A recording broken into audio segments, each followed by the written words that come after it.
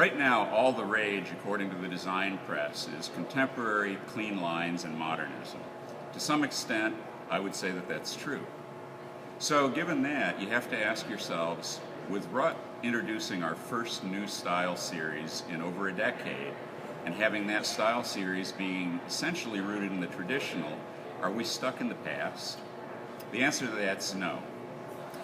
But before I get into too much what we've done, I'd like to talk a little bit about why we did it, about what's underneath it all.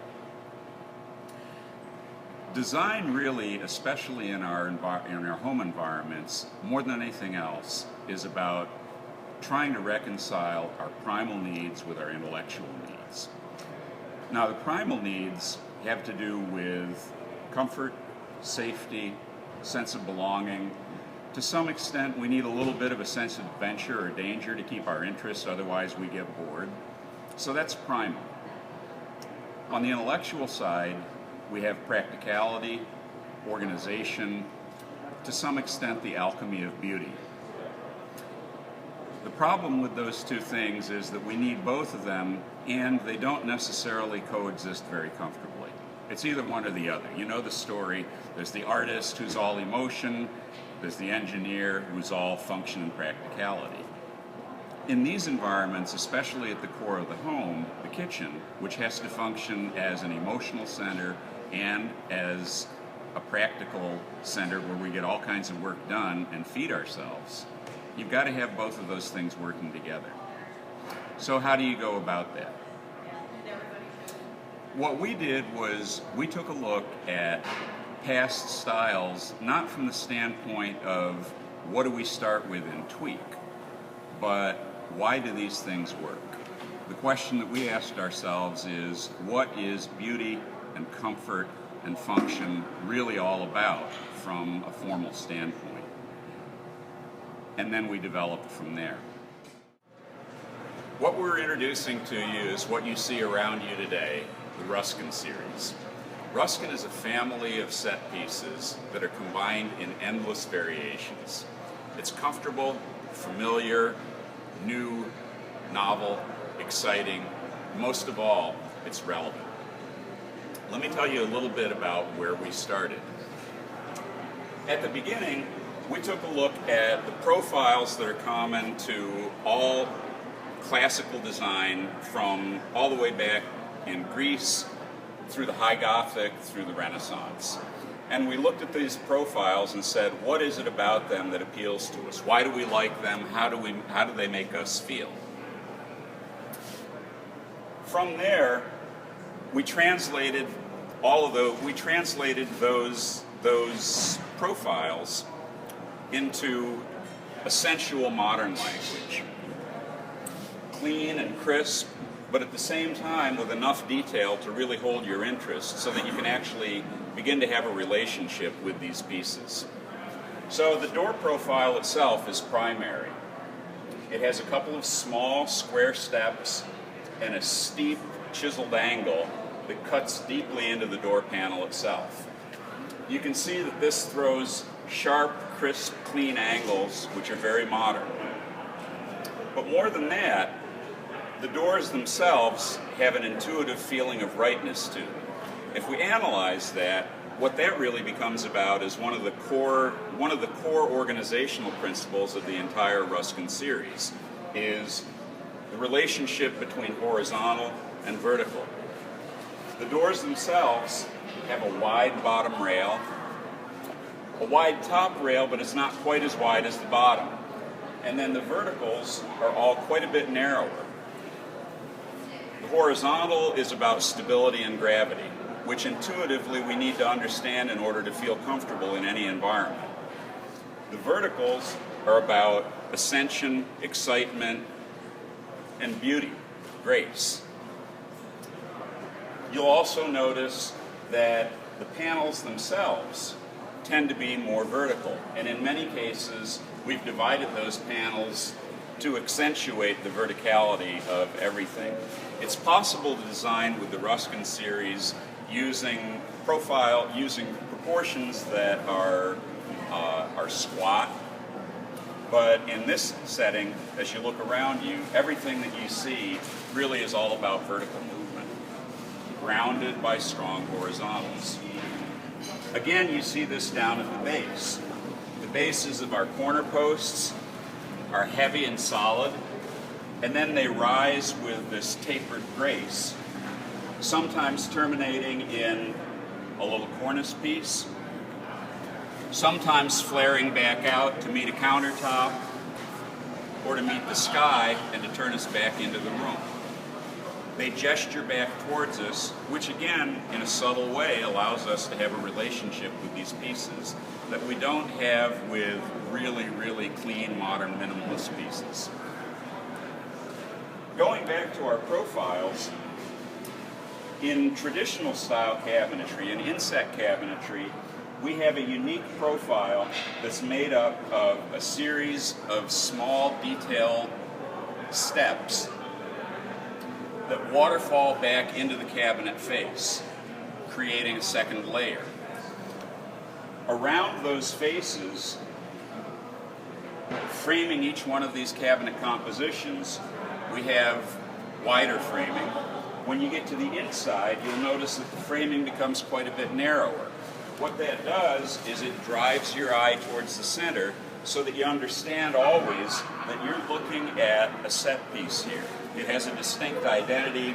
It's bounded by profiles that say, this is where this starts and stops.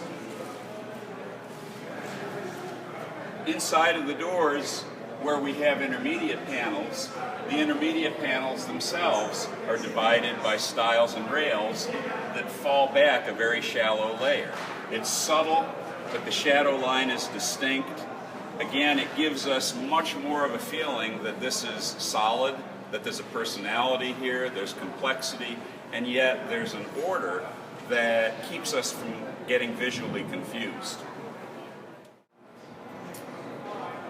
Interestingly, we're getting two different reads here. On the one hand, you see something that you might almost say has a cottagey feel to it because we have these multiple divided lights. They're like little window panes. On the other hand, as you look at the profiles themselves, they're much more crisp and clean and modern than what you'd see in anything that's really actually traditionally derived. And you certainly wouldn't see this hierarchy of horizontal to vertical, which is in fact really much more about consciously being modern and about looking at those primal needs, the way that we orient ourselves in space. Here we also have a setting where we don't have a face frame. You'll notice that without the bead, without the framing bead, this becomes much more crisp, much more contemporary looking.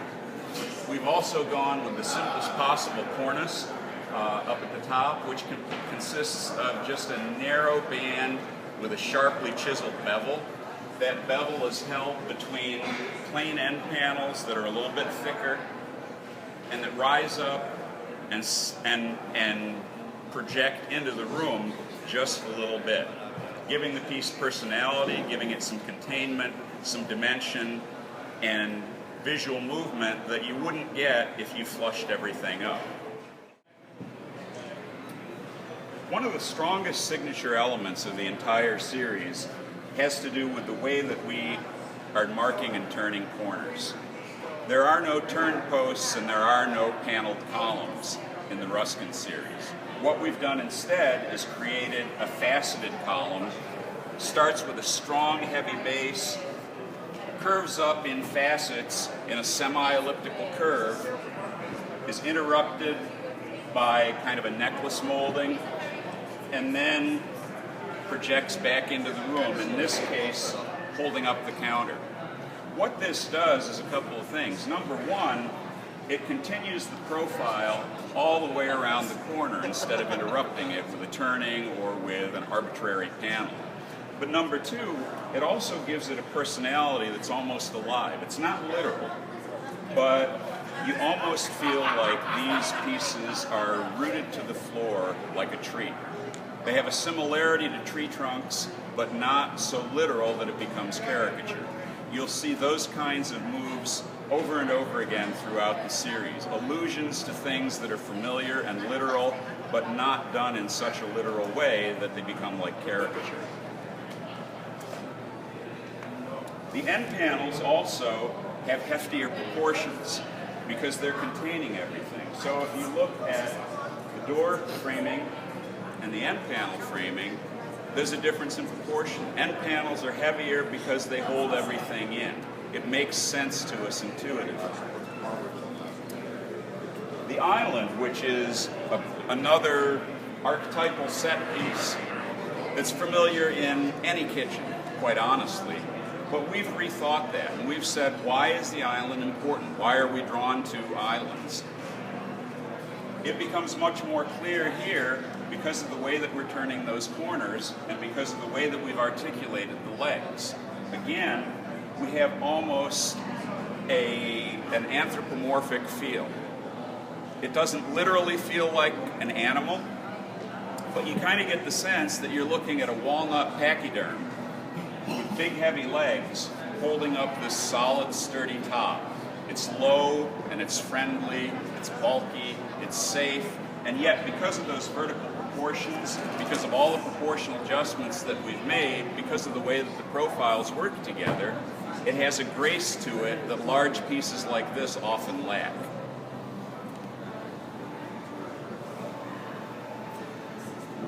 Another set piece is the appliance armoire. The appliance armoire says something a little bit different. It's tall, it's broad-shouldered, and it says, I'm a guardian, I'm a sentinel. It looks over the room. In a very subtle, subconscious way, we actually read this almost as a living, protective presence. Not literal. The way that it's articulated is, again, with these very strong corner posts that sweep in, flare back out at the top, cycling back into the room, leaning over us, protecting us, bringing us into a conversation with the piece. We have multiple layers. We have a complex but a very readable system of proportions that keeps our eye moving across. Some of those sequences are a little unexpected when we go from 3 narrow panels to 2 wider panels, when we go from wide framing on the refrigerator door to slightly narrow framing on the cabinetry door next to it, but they're all in proportion to each other, so it all works. And it's all contained by this very, very strong frame that we're recognizing throughout the series as an organizational element. All of our crown moldings, all of our moldings for that matter, have some kind of a curve in them, but they're not circular-based curves. They're semi-elliptical curves. And most of those semi-ellipses are pretty stretched. So what that means is that they have a direction to them. They have a dynamic to them that you don't get in just a simple circular arc. The most common type is, of course, the crown molding. This is a large crown. It's set over the top of a frieze board. The frieze board allows us to adjust the crown slightly up or down to meet an implied ceiling plane. But you notice that the sweep goes up and then it shoots out dramatically instead of just turning evenly or reversing back on itself the way that most traditional molding designs do. And we chisel it at the very top with that angle that we see over and over again throughout the profiles in the Ruskin series. Next, the cove top, which we've talked about a little bit. It's suspended between these strong posts. The posts rise up a little bit to either side of it, giving it a personality, terminating it differently than simply turning the corner, which is the way that we would do with normal crown moldings. But it also gives us some very subtle allusions to things like castle ramparts. Again, not so strong to become caricature, not literal, but there's a little hint of something that we remember from antiquity. The other place where we use curves is to underscore pieces. But in those cases, we're orienting the long axis to the horizon because we're emphasizing that horizontality. We're underlining gravity, but we're saying we're springing across. So they speed up, they slow down in this long, graceful arc, and they speed up again down at the corners. One of the most contemporary details in the Ruskin series is the cove-top drawer front with this flush pull. The flush pull consists of a semi-elliptical route, a finger grip, that invites your hand to caress it with a narrow pull inset flush in a different material. We see it almost as a geological inclusion, a jewel that you discover set inside of another material.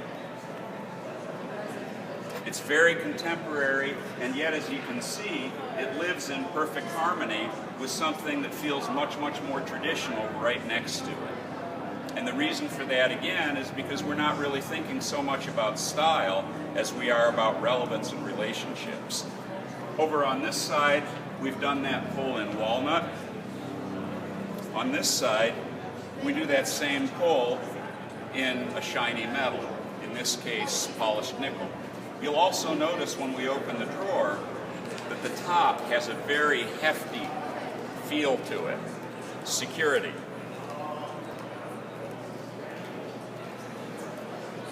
Looking over at the hood,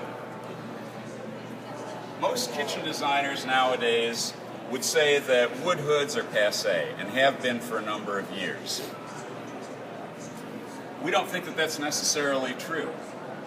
What we did with a wood hood was we said, let's translate that into a different language. Instead of a sequence of door-type panels, let's take that door profile, let's use it on the edges of slats, articulate those slats almost like a standing seam roof, turn the seam inside out, make it wider, and all of a sudden you've got a steep Gothic roof. Again, not literally, but that's kind of what the illusion is. So you feel that the hearth, which is really the core of the kitchen emotionally, is being protected by this big, strong, steep roof. That roof illusion continues in this overhang, which is really like an eave. The big surprise here is what's peeking out from underneath. What we see is a series of dentils architecturally, but they're articulated in a shiny metal, which is unexpected. Along with that, though, there's a slight sense of menace. Not so much that you really pick it up as such, but it gives you just subconsciously a little bit of a thrill. It feels a little bit dangerous. It feels menacing in a pleasurable way.